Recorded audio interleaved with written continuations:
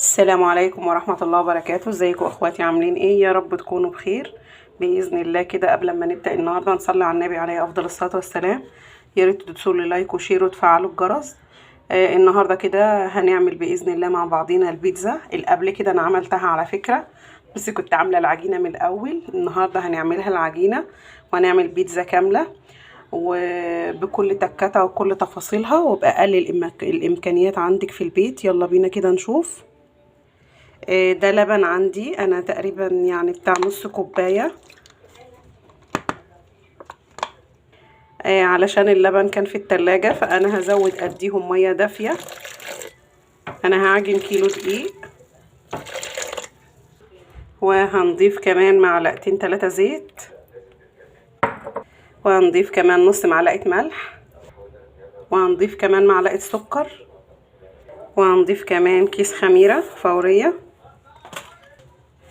وكده بعد ما دوبتهم كويس ضفت كيلو الدقيق وهنبدأ نعجن.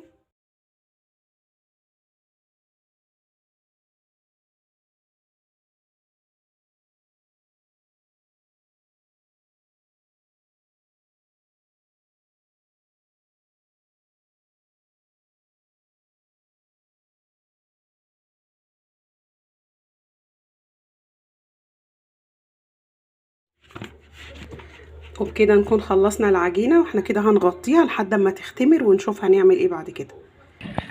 وبكده هنعمل الصلصة. كده الزيت على النار كده بيسخن، وانا ضاربة هنا في الشفشة الخلاط ضاربة قوطة وعليها نص قرن فلفل حامي. اول ما السمنة والزيت يسخنوا كده هضيف القوطة على طول.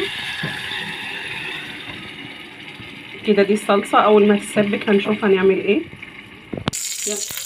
وبكده هنعصج اللحمة المفرومة. طبعا احنا حطينا هنا السمنة سخنت وقطعنا البصل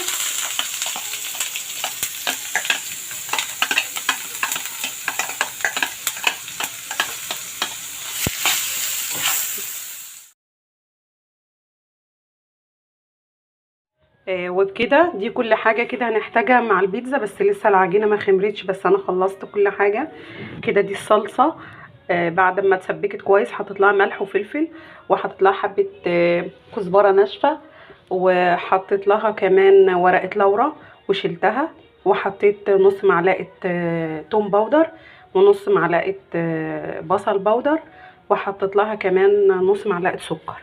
وكده اللحمة احنا اتعصجت كويس كده مع البصل.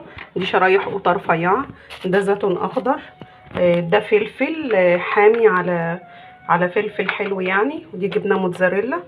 وهنشوف بعد ما العجينه تخمر هنشوف نكمل ازاي. وبكده تكون العجينه خمرت وهنحطها على صاج كبير وهنشوف هنفردها ازاي.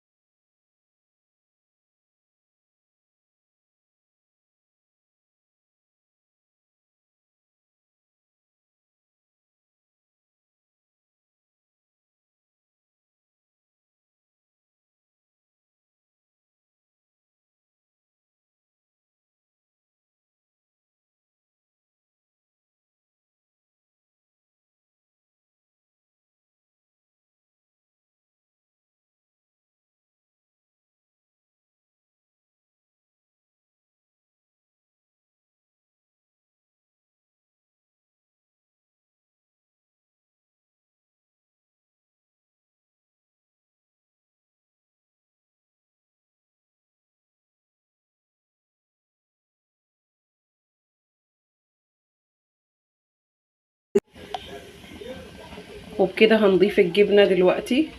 كده خدت تلتين سوا، وبكده نكون حطينا الجبنه.